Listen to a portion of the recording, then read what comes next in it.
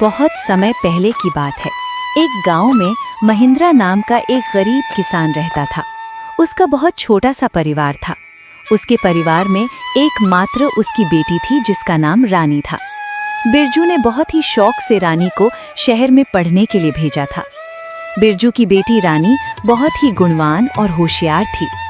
उसी गांव में ठाकुर प्रताप सिंह नाम का एक लालची और बेईमान जमींदार रहता था। वो अपनी जमीन गरीब किसानों को ठेके पर देता था और उस जमीन के बदले वो गरीब किसान से बहुत ज्यादा कर वसूलता था।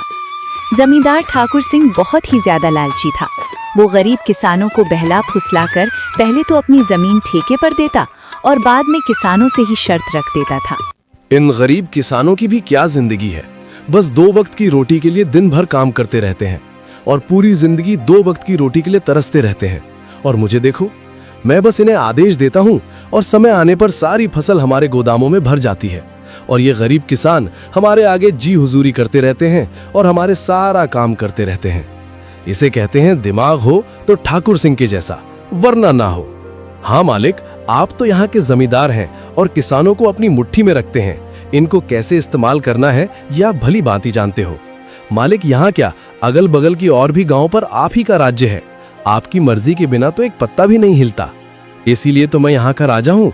मैं इन बेवकूफ किसानों को ऐसी ऐसी शर्त पर जमीन उधार दे रखी है कि मेहनत ये करते हैं और फसल में अपनी मुट्ठी में कर लेता हूँ।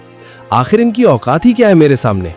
जमींदार अपने नौकर से ये सब बातें कर ही रहा होता है, तभी उसके पास एक महिंद्रा नाम का एक गरीब किसान आता है जो बहुत दुखी और परेशान होता है।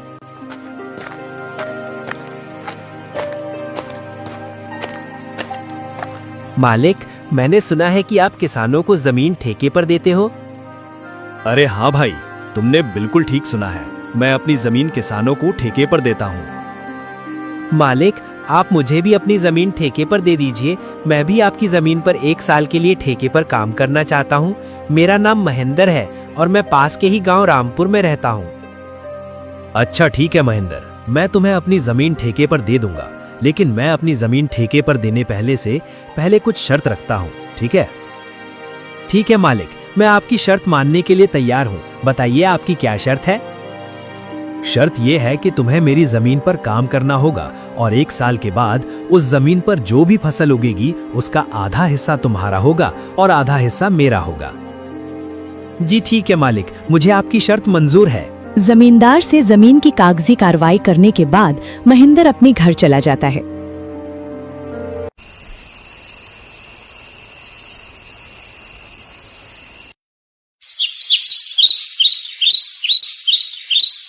और अगले दिन खेती करने के लिए उस खेत में पहुंच जाता है।